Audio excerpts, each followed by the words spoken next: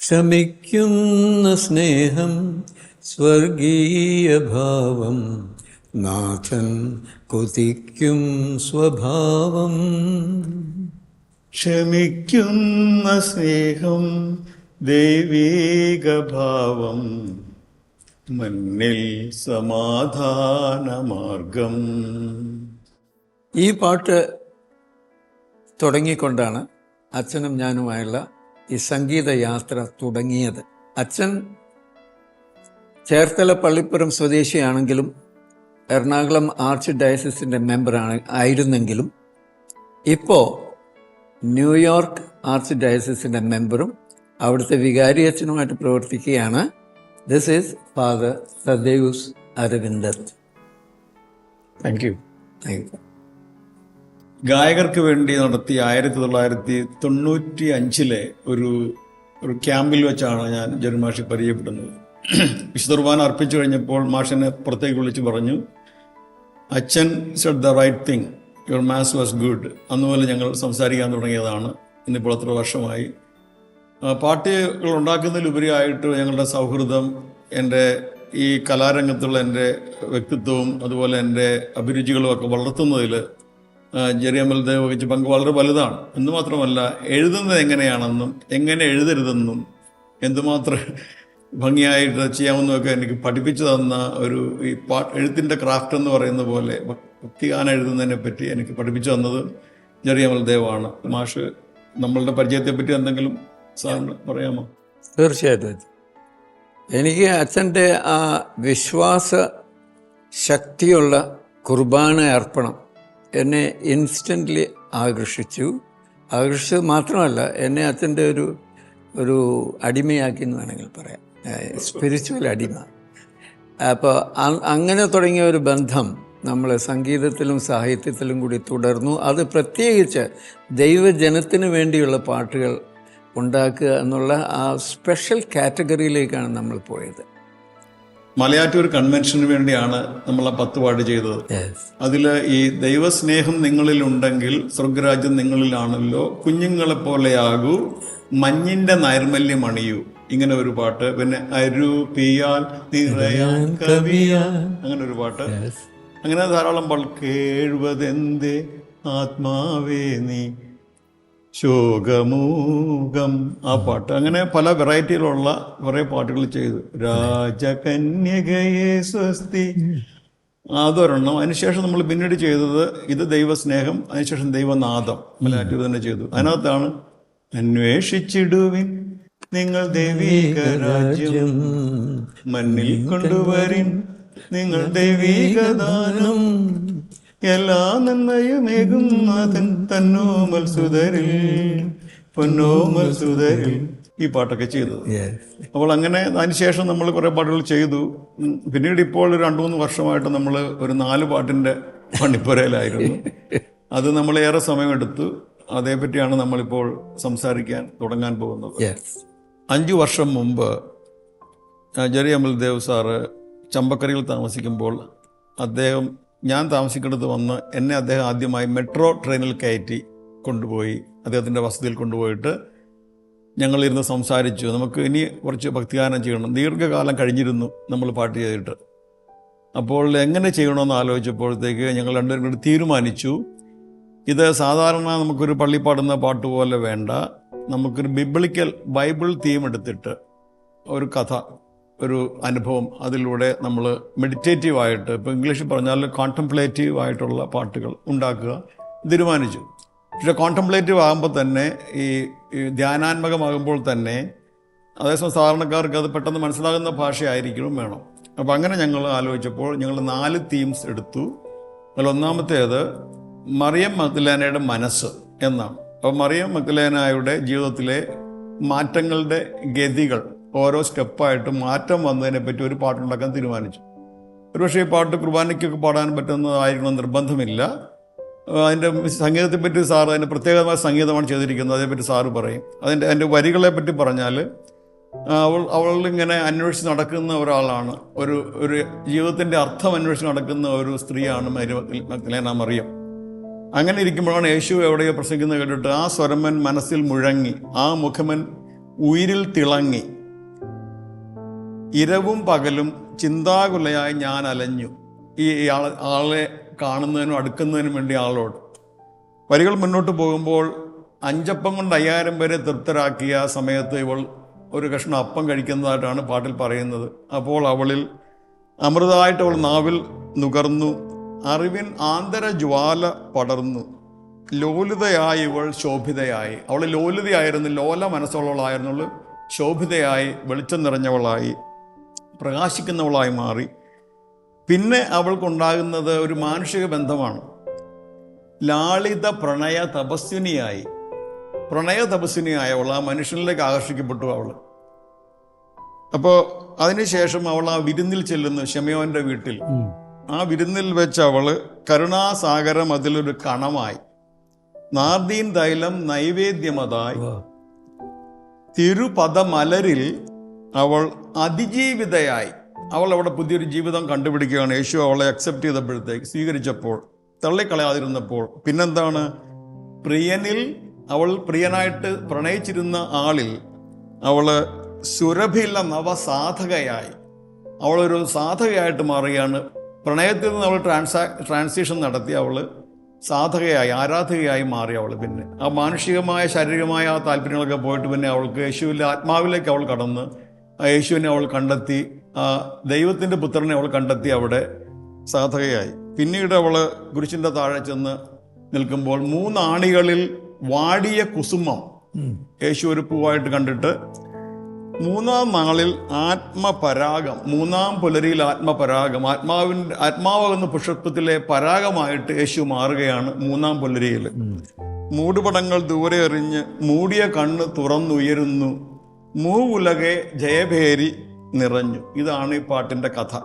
അതിലൂടെ മേരി മാഗ്ദലീൻ്റെ ആഗ്രഹത്തിൽ അവളിങ്ങനെ യേശുവേ യേശുവേ എന്നിടയ്ക്കിടയ്ക്ക് ഇതിനകത്ത് പാടുന്നുണ്ട്. അതാണ് ഈ പാട്ടിൻ്റെ ഇതിവൃത്തവും ഇതിലെ ആശയവും. അപ്പോൾ ആ ഒരു കോൺസെപ്റ്റ്, ഒരു സങ്കല്പം ഞങ്ങൾ ഇതിലേക്കെടുത്ത് പാട്ടാക്കി. പക്ഷേ അതിൻ്റെ സംഗീതം വന്നപ്പോഴത്തേക്ക് അത് വളരെ മനോഹരമായി വേറൊരു രീതിയിലോട്ട് ആ പാട്ടിനെ കൊണ്ടുപോയി. അതേപ്പറ്റി പ്രിയപ്പെട്ട ജുറുമാഷ് സംസാരിക്കും. മഗ്ദലേന മറിയത്തിൻ്റെ ജീവിതാനുഭവവും അവൾ യേശുവിലേക്ക് അടുത്തതും അവളുടെ ആത്മീയ ട്രാൻസ്ഫർമേഷനുമാണ് ഈ പാട്ടിൽ ഉടനീളം പ്രതിഫലിക്കുന്നത്.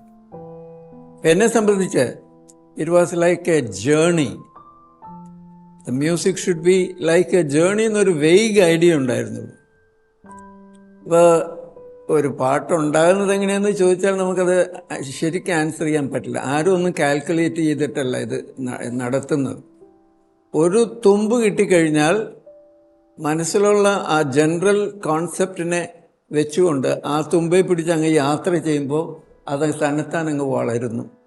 ഇതാണ് സത്യത്തിൽ ഒരു ക്രിയേറ്റിവിറ്റിയുടെ അന്തർസത്ത എന്ന് വേണമെങ്കിൽ പറയാം.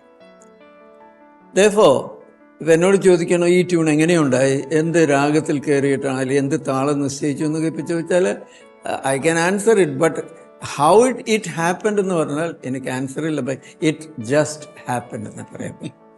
അപ്പോൾ ഉദാഹരണത്തിന് ഞാൻ ഈ പാട്ട് തുടങ്ങിയപ്പോൾ ഒരു ചടുലമായ ഒരു മ്യൂസിക്കൽ സെഗ്മെൻറ്റിൻ്റെ ആദ്യം ഇട്ടിട്ട് പിന്നെ പെട്ടെന്നൊരു സ്ലോയിങ് ഡൗൺ ഉണ്ടായി. അവിടെ നിന്നാണ് പല്ലവി ആരംഭിക്കുന്നത്. അപ്പോൾ അതിൽ ഞാൻ ഉദ്ദേശിച്ചത് മഗ്ദലേന മറിയത്തിൻ്റെ ആദ്യ ജീവിതം ഒരു കെട്ടഴിഞ്ഞ ജീവിതമായിരുന്നു എന്നിരിക്കട്ടെ. അത് കഴിഞ്ഞൊരു ബ്രേക്ക് വരുന്നു, ഒരു അവയർനെസ് ക്രിയേറ്റ് ചെയ്യുന്നു. അപ്പോൾ താളം അങ്ങ് ഒന്ന് ഒതുങ്ങി അവിടെ നിന്ന് ഒരു ചിലങ്കയുടെ സ്വരം കൂടെ ഇങ്ങനെ വന്ന് പെട്ടെന്നാണ് പല്ലവിയിലേക്ക് ചെല്ലുന്നത്.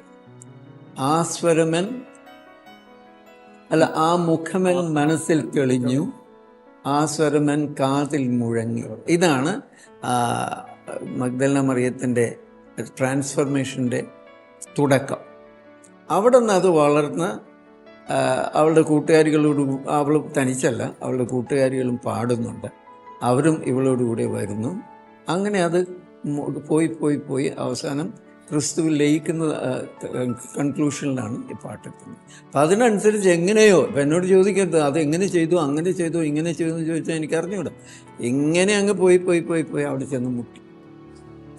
വന്ന് ചെയ്ത പേരോട് പറഞ്ഞായിരുന്നു ഇതെന്താ ഉത്തരേന്ത്യൻ ടച്ചാണ്, യു അതെ, പിയിൽ എന്തോ ഉത്തരേന്ത്യൻ എന്ന് പറയുമ്പോൾ നമ്മൾ ഈ തവായിഫ് എന്ന് പറയുന്നൊരു കോൺസെപ്റ്റ് ഉണ്ട് വടക്കേ ഇന്ത്യയിൽ. അതായത് തവായിഫ് എന്ന് വെച്ചാൽ പ്രോസ്റ്റിറ്റ്യൂട്ടാണ്. പൈസ ഉള്ളവർ വന്നിട്ട് ഈ പ്രോസ്റ്റിറ്റ്യൂട്ടിനെ അവരുടെ സ്വന്തമായ ഒരു സെക്കൻഡ് വൈഫ് പോലെയൊക്കെ മെയിൻറ്റെയിൻ ചെയ്യുന്നു. അപ്പം അവിടെ കേൾക്കുന്ന ഒരു ചെറിയ ട്യൂണിൻ്റെ ഇമിറ്റേഷനിൻ്റെ അകത്തുണ്ട്. പിന്നെ ആ താളത്തിൻ്റെ പോക്കും അതുമായിട്ട് അല്പം ബന്ധമുണ്ട്. നോർത്ത് ഇന്ത്യൻ, എൻ്റെ ഒട്ടുമിക്ക ട്യൂണുകളും നോർത്ത് ഇന്ത്യൻ ശൈലിയിലാണ്. ഞാൻ കർണാടകം പഠിച്ചിട്ടില്ലല്ലോ. ആ ശൈലിയിൽ ഈ ബാക്ക്ഗ്രൗണ്ട് വെച്ചുകൊണ്ട് തബ്ലയുടെയും മറ്റ് ഇൻസ്ട്രുമെൻറ്റിൻ്റെയും സഹായത്തോടുകൂടി അങ്ങ് പോയി. അപ്പോൾ ഇത്രയും ഒരു ആമുഖമായി മനസ്സിലാക്കുകയാണെങ്കിൽ നമുക്കിനി ആ പാട്ട് കേൾക്കുമ്പോൾ ഇത് കുറച്ചും കൂടി വ്യക്തമാവും. നമുക്ക് അങ്ങോട്ട് പോയാലോ?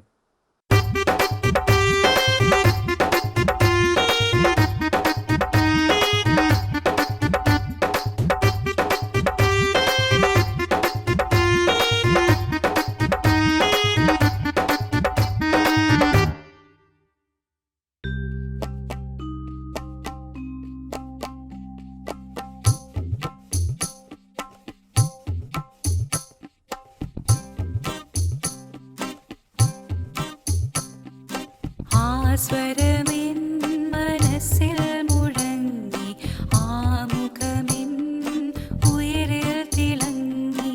ആ സ്വരമെൻ മനസ്സിൽ മുഴങ്ങി, ആമുഖമെൻ ഉയരിൽ തിളങ്ങി. ഇരവും പകലും ഇരവും പകലും ചിന്താകുലയായി ചിന്താകുലയായി ഞാനലഞ്ഞു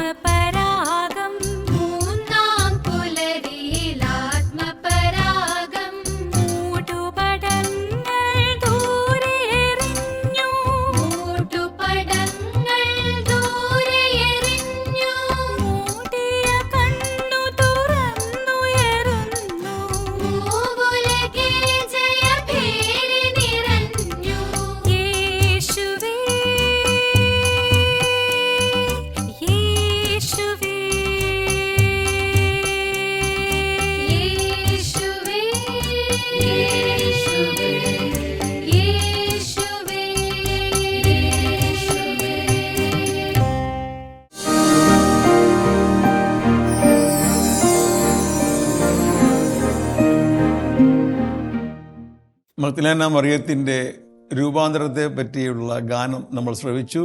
അത് നിങ്ങളെല്ലാവരും ആസ്വദിച്ചു എന്ന് വിചാരിക്കുന്നു. അടുത്തത് യേശുവിൻ്റെ വ്യക്തിത്വത്തെ പറ്റിയുള്ള ഒരു ഗാനമാണ്. ഇതും വ്യത്യസ്തമായൊരു രീതിയിലാണ് ജെറിയമൽ ദേവും ഞാനും കൂടി അത് നിർമ്മിച്ചത്. അപ്പോൾ അതിൽ യേശുവിൻ്റെ പേഴ്സണാലിറ്റി, യേശുവിൻ്റെ സൗമ്യ സ്വരൂപം, യേശുവിൻ്റെ ശാന്ത സ്വഭാവം, ദൂരെ നിന്നും ചാരെ നിന്നും സന്തോഷ സമുദായകം, പിന്നെ യേശുവിൻ്റെ അടുക്കലേക്ക് അഴകേറും ഒരാൾ അരികിൽ വന്നാൽ മനസ്സിൻ ഉൾക്കാമ്പിലാണ് നോക്കുന്നത്, പുറമേ അല്ല. അനുതാപി ഒരാൾ അകലെ നിന്നാൽ ഉയിരിൻ അകതാരിൽ ചേർക്കും, പ്രത്യേകമായി പരിഗണന കൊടുക്കും അനുതാപിക്ക്. അതെന്താണ്? സമഭാവനതൻ സുമധുര നാമം ആണ് യേശുവിൻ്റെ നാമം. സമഭാവനയുടെ മധുരമായ നാമം. മണ്ണിന് വിണ്ണിൻ ദാനമാണ് ആ വ്യക്തിത്വം. ഇനി എതിരെ വരുവോൾ ആരായാലും മാനവജാതി മാത്രം, ആരെതിരെ വന്നാലും മാനവജാതി മാത്രം. എതിരാളി ഒരാൾ നേരെ വരികിൽ അവനെ കരുണാപൂർവം കാണുന്ന വ്യക്തിത്വമാണ് യേശുവിൻ്റേത്. സമഭാവനതൻ, സുമധുരനാമം, മണ്ണിന് വിണ്ണിൻ ദാനം. ഇനി ഭയമേറിയ ഒരാൾ ഇരുളിൽ താണാൽ ഉയരാനായി കൈകൾ നീട്ടും. അനുഗാമി ഒരാൾ ഇടറും നേരം അനുകമ്പയോട് ആശ്ലേഷിക്കും. സമഭാവനതൻ, സുമധുരനാമം, മണ്ണിന് വിണ്ണിൻ ദാനം. യേശുവിൻ സൗമ്യ സ്വരൂപം, യേശുവിൻ ശാന്ത സ്വഭാവം, ദൂരെ നിന്നും ചാരേ നിന്നും സന്തോഷ സമുദായകം. അപ്പോൾ ഇങ്ങനെ കർത്താവിൻ്റെ യേശുനാഥൻ്റെ വ്യക്തിത്വത്തെ പറ്റിയുള്ളൊരു ഗാനം എഴുതണമെന്ന് ഒരുപാട് നാളായിട്ട് ആഗ്രഹിച്ച അവസാനം ഈ പാട്ടിൽ എത്തിച്ചേർന്നതാണ്. ഈ പാട്ട് പൂർണ്ണമാണെന്ന് പറയുന്നില്ലെങ്കിലും ദൈവമായി അവതരിച്ച ക്രിസ്തു മനുഷ്യനായി അവതരിച്ചപ്പോൾ ആ മാനുഷിക ഭാവങ്ങൾ ഉൾക്കൊണ്ട് പൂർണ്ണനായൊരു മനുഷ്യനായിട്ട് ക്രിസ്തു മാറി ഈ ഭൂമിയിൽ അവതരിച്ചു. നമുക്കെല്ലാവർക്കും അനുകരിക്കാൻ പറ്റിയ ഒരു നല്ല ഒരു മാതൃകയായിട്ട്. അപ്പോൾ അതാണ് ഈ പാട്ട് ഉണ്ടാക്കാനുള്ള പ്രേരണയും പ്രചോദനവും ആ പാട്ട് യാഥാർത്ഥ്യമായതും. ജെറിയമൽ ദേവ് സാറാണ് ഇതിൻ്റെ മ്യൂസിക് കൊടുത്തത്. സത്യത്തിൽ ഈ പാട്ടാണ് ഈ സീരീസിൽ ആദ്യം ഞങ്ങൾ ഉണ്ടാക്കിയത്. അത് ഞാൻ ഉറക്കമുണർന്ന് എഴുന്നേറ്റപ്പോൾ ജെറിമാഷയുടെ വീട്ടിൽ കിടന്നുറങ്ങി. എഴുന്നേറ്റ് വന്നപ്പോൾ 4 വരി പറഞ്ഞു കൊടുത്ത് മാഷ് എഴുതിയെടുത്തതാണ് ഈ പാട്ട് 5 വർഷം മുമ്പ്. Thank you. Thank you father. With regard to the music എനിക്ക് പറയാനുള്ളത്, അച്ഛൻ്റെ ലിറിക്സിനെ ഞാനങ്ങ് ഫോളോ ചെയ്തു. അപ്പോൾ ഇതൊരു അടിപൊളി പാട്ടാകാൻ ഒരു വഴിയില്ല. ക്രിസ്തുവിൻ്റെ സ്വരൂപത്തെ പറ്റിയും സ്വഭാവത്തെ പറ്റിയുള്ള പാട്ടിൽ അടിയട പിടിയട വലിക്കട ചാടണമെന്നൊന്നും പറയാൻ പറ്റില്ല. So it has to be a very peaceful, very prayerful, very soothing kind of approach that I automatically did, not after thinking too hard. As soon as you hear Yeshuvin Saumya Swarupam എന്ന് പറയുമ്പോൾ തന്നെ the whole the mood of the entire song is reflected right there. Then it was a matter of letting it grow from one thing to the other. പിന്നെ ഈ പാട്ടിൻ്റെ പുറകിൽ സുന്ദരമായ European classical ഹാർമണിയുടെ ഒരു സാധനം പുറകിൽ കൂടി ഇങ്ങനെ അക്കമ്പനി ചെയ്യുന്നു. അത് ഈ എന്താ പറയുക, ദി ഇമോഷണൽ കണ്ടന്റിനെ കൂടുതൽ ശക്തിപ്പെടുത്തും. അത് നമ്മൾ ശ്രദ്ധിച്ച് കേൾക്കണമെന്നേ ഉള്ളൂ. അതിന് മുൻവശത്ത് ഞാൻ കൊണ്ടുവന്നിട്ടില്ല. ഈ കോറസിൻ്റെ പുറകിലും സോളോയിസ്റ്റിൻ്റെ പുറകിലും ഇങ്ങനെ പുറകിൽ അത് സൂക്ഷിച്ചിങ്ങനെ യാത്ര ചെയ്തുകൊണ്ട്. പിന്നെ ബഹളമേറിയ ഋതം ഒന്നും ഇട്ടിട്ടില്ല. ഒരു ചെറിയ തബല ഉപയോഗിച്ചിട്ടുണ്ട് തോന്നുന്നു. പിന്നെ ടിക്കൊക്കെ വളരെ കൺട്രോൾഡാണ്. ഇത് ഞാൻ മനഃപൂർവ്വം എടുത്ത് പറയുക കാരണം ഇപ്പം നമ്മുടെ പള്ളികളിൽ ഇപ്പോൾ ഈ ലൗഡ് സ്പീക്കറിൻ്റെ അതിപ്രസരം കൊണ്ട് പള്ളിയിൽ ഇരിക്കാൻ പറ്റാത്തൊരവസ്ഥയാണ്. ഇത് നമ്മുടെ പള്ളിക്ക് ഒട്ടും ഗുണകരമല്ല, നമ്മുടെ സമൂഹത്തിന് ഒട്ടും ഗുണകരമല്ല. Even physically, even health wise it is very harmful. High frequencies വളരെ ഹാംഫുൾ, ഹെവി ബേസ് ഇസ് വളരെ ഹാംഫുൾ. നമ്മളിതിൽ നിന്നൊക്കെ മാറി വി ഷുഡ് ഇമിറ്റേറ്റ്. ആക്ച്വലി ഇത് സൗണ്ട് സിസ്റ്റം പറയുന്നത് എന്താണ്? ഹൈ ഫിഡലിറ്റി എന്നാണ്. ഏത് നല്ല ആംപ്ലിഫിക്കേഷൻ സിസ്റ്റം എടുത്താലും അവരതിൻ്റെ അകത്ത് എഴുതിയിരിക്കുന്നത് യഥാർത്ഥ സ്വരം എന്താണോ അതാണ് ഞങ്ങൾ ഇതിൽ കൂടി റെപ്രൊഡ്യൂസ് ചെയ്യുന്നത്. ബട്ട് ദാറ്റ് ഡിപ്പെൻഡ്സ് ഓൺ ആരാ ഇത് ഹാൻഡിൽ ചെയ്യുന്നതെന്ന് ആശ്രയിച്ചിരിക്കുമല്ലോ. അപ്പോൾ ഇത് അറിവുള്ള ആളുകൾ തന്നെ സൗണ്ട് സിസ്റ്റത്തെ ഹാൻഡിൽ ചെയ്യണം പള്ളിയിൽ. അത് അത്യാവശ്യമാണ്. പ്രത്യേകിച്ച് നമ്മുടെ റോമൻ കാത്തലിക് ചേർച്ചസിൽ ഇത് അനിവാര്യമാണ്. ഇപ്പോൾ എല്ലാം കാട് കയറിപ്പോയിരിക്കുക. അപ്പോൾ ഈ പാട്ടിന് അതിൻ്റേതായ ഒരു കറക്റ്റീവ് സ്വഭാവം കൂടിയുണ്ട്. ഒരു controlled sound and controlled balance ഈ പാട്ടിൽ കൊടുത്തിട്ടുണ്ട്. ഇത് ഓടാനും ചാടാനും മറിയാനും തിരുവാനുമുള്ള പാട്ടല്ലാത്തതുകൊണ്ട് അതിൻ്റേതായ ആ സ്മൂത്ത്നെസ് മെയിൻറ്റെയിൻ ചെയ്തിട്ടുണ്ട്. അത് തന്നെയാണ് ഇപ്പോൾ ഒരു മെഡിറ്റേറ്റീവ്, ധ്യാനാത്മകമായിട്ട്. അതെ, ഇതിപ്പോൾ കേൾക്കുമ്പോഴത്തേക്ക് വലിഞ്ഞു പോകുന്നു. അതിനോട് ഒരാളെ ഞാൻ കേൾപ്പിച്ചപ്പോൾ പറഞ്ഞു ഇത് വളരെയധികം വലിഞ്ഞു കിടക്കുവാണ് എന്നൊക്കെ പറഞ്ഞു. അപ്പോൾ ഞാൻ പറഞ്ഞു അങ്ങനെയല്ലത്, അതിൻ്റെ സ്വഭാവം അതാണ്. ആ വരികളുടെ സ്വഭാവം, അർത്ഥത്തിൻ്റെ സ്വഭാവം വലിഞ്ഞു കിടക്കുമല്ലത്. അതാണ് എൻ്റെ മീറ്റർ, എൻ്റെ സ്പീഡ് അതാണ്. ജനുമാഷുമായിട്ട് ഞാൻ പാട്ടുകൾ ചെയ്തപ്പോൾ എൻ്റെ അനുഭവം, റിയമൽദേവൻ്റെ മറ്റു പാട്ടുകൾ കേട്ടപ്പോൾ അനുഭവം എന്ന് വെച്ചാൽ ലെസ് ഈസ് മോർ എന്നാണ് മാസ്റ്റർ പ്രിൻസിപ്പിൾ. ആവശ്യമില്ലാത്തതൊന്നും ചെയ്യാതിരിക്കുക, അത്യാവശ്യമുള്ളത് മാത്രം കൊടുക്കുക പാട്ടിന്. ബാക്ക്ഗ്രൗണ്ട് ആയാലും എന്തായാലും BG ആയാലും ഇൻസ്ട്രുമെൻ്റ് ആയാലും ഒക്കെ. അപ്പോൾ അതെനിക്കൊരു ഐഡിയൽ ആയിട്ടുള്ള ഒരു ചിന്തയാണെന്ന് തോന്നുന്നു. ഒരു വളരെയധികം സത്യസന്ധമായ ഒരു അപ്രോച്ചാണത്. പിന്നെ ജെറുമാസ്റ്റർ വേറൊരു കാര്യം മനസ്സിലാക്കിയത്, ഒരാളെ ഇമ്പ്രസ് ചെയ്യാൻ വേണ്ടി ഒന്നും ചെയ്യാറില്ല. തനിക്ക് ബോധ്യമുള്ളത് ചെയ്യുക എന്ന് വെച്ചാൽ അത് ഓഡിയൻസിനെ മറന്നുകൊണ്ടല്ല, ഓഡിയൻസിനെ ഇഷ്ടപ്പെടുത്താൻ വേണ്ടി എന്തെങ്കിലും നാടൻ ഭാഷ ഉപയോഗിച്ചാൽ കസർത്തുകൾ, കുഴപ്പമില്ലല്ലോ, കസർത്തുകൾ കാണിക്കുക എന്നത് മാഷ് ഒരിക്കലും ചെയ്യാറില്ല. എപ്പോഴും സ്ട്രേറ്റ് ഫോർവേഡായിട്ട് തനിക്ക് ബോധ്യമുള്ളത് മാത്രം ചെയ്യുക. അപ്പോൾ അങ്ങനെ ഒരു യുണീക്കായിട്ടുള്ള ഒരു രീതിയിലാണ്, ഒരു വളരെ വ്യതിരിക്തമായ രീതിയിലാണ് ജെറുമൽദേവ് പാട്ട് ചെയ്തിരിക്കുന്നത്. അപ്പോൾ കേൾക്കുമ്പോഴത്തേക്ക് നമുക്ക് തോന്നാം കുറച്ചുകൂടി ഇൻസ്ട്രുമെൻ്റ് കയറ്റിയാൽ എന്താണ് എന്നൊക്കെ തോന്നാം, സ്പീഡ് പോരാ. പക്ഷെ അങ്ങനെയല്ല. ഒരു പാട്ട് ജനിക്കുമ്പോൾ ആ പാട്ടിനൊരു ജന്മവും വ്യക്തിത്വവും ആ പാട്ടിൻ്റെ ലെങ്ത്തും സ്പീഡും എല്ലാം തന്നെ അതിലൂടെ ജനിക്കുകയാണ്. നമ്മളെ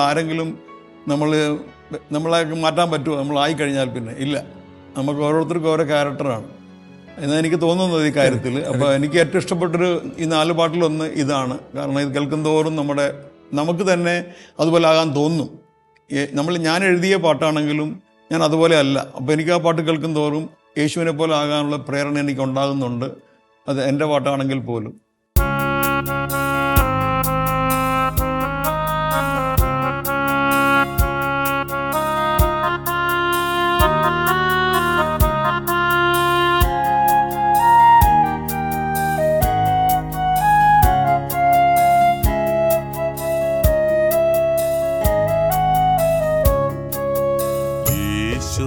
സൗമ്യസ്വരൂപം, യേശുവിൻ ശാന്തസ്വഭാവം, ദൂരെ നിന്നും ചാരേ നിന്നും സന്തോഷസന്ദായകം, സന്തോഷസന്ദായകം. യേശുവിൻ സൗമ്യസ്വരൂപം, യേശുവിൻ ശാന്ത സ്വഭാവം, ദൂരെ നിന്നും ചാരേ നിന്നും സന്തോഷസന്ദായകം, സന്തോഷസന്ദായകം.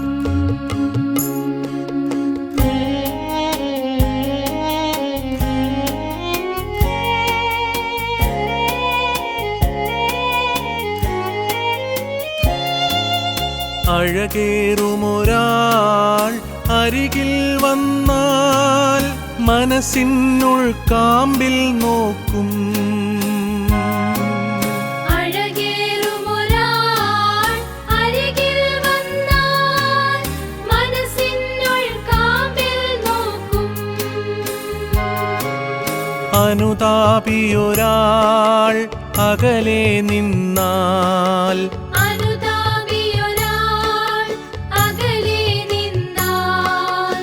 ഉയിരിന്നകതാരിൽ ചേർക്കും, ഉയിരിന്നകതാരിൽ ചേർക്കും. സമഭാവന തൻ സുമധുരനാമം മണ്ണിന്നു വിണ്ണിൻ ദാനം, സമഭാവന തൻ സുമധുര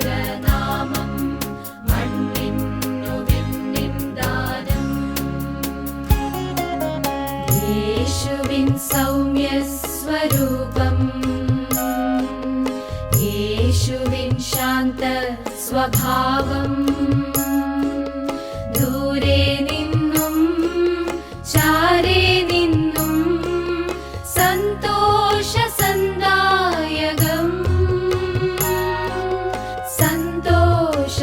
സന്തോഷസന്ദായകം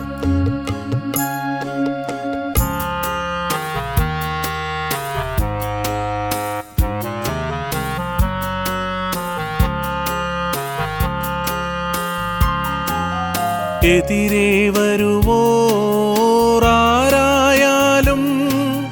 മാനവജാതി മാത്രം എതിരെ വരുവോരായാലും മാനവജാതി മാത്രം എതിരാളിയൊരാൾ നേരെ വരുകിൽ എതിരാളിയൊരാൾ നേരെ വരുകിൽ കരുണാപൂർവം കാണും കരുണാപൂർവം കാണും സമഭാവന തൻ സുമധുരനാമം മണ്ണിന്നു വിണ്ണിൻ ദാനം സമഭാവനതൻ സുമധുരനാമം മണ്ണിന്നു വിണ്ണിൻ ദാനം യേശുവിൻ സൗമ്യസ്വരൂപം യേശുവിൻ ശാന്ത സ്വഭാവം ദൂരെ നിന്നും ചാരെ നിന്നും സന്തോഷസന്ദായകം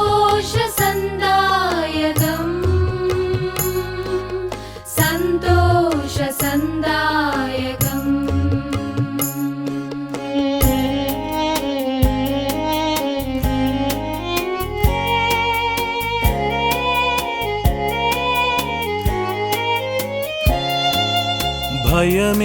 ഭയമേറിയൊരാൾ ഇരുളിൽ താണാൽ ഉയരാനായി കൈകൾ നീട്ടും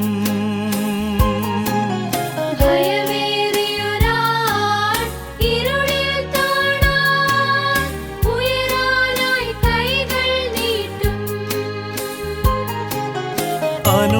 അനുഗാമിയൊരാൾ ഇടറും നേരം അനുഗാമിയൊരാൾ ഇടറും നേരം അനുകമ്പയുടാശ്ലേഷിക്കും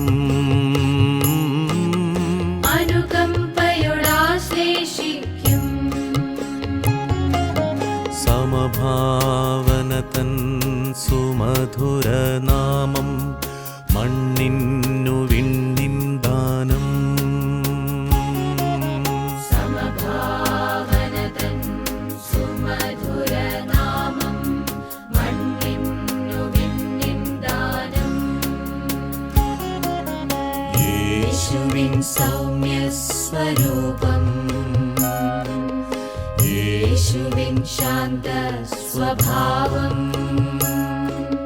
ദൂരെ നിന്നും ചാരെ നിന്നും സന്തോഷസന്ദായകം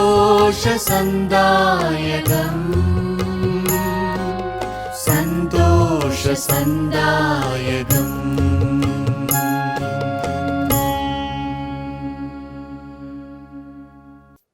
നിങ്ങൾക്ക് ഇപ്പോൾ കേട്ട യേശുവിൻ സ്നേഹസ്വരൂപം എന്ന ഗാനം നിങ്ങൾക്ക് ഇഷ്ടപ്പെട്ടു, നിങ്ങൾ ആസ്വദിച്ചു എന്ന് വിചാരിക്കുന്നു.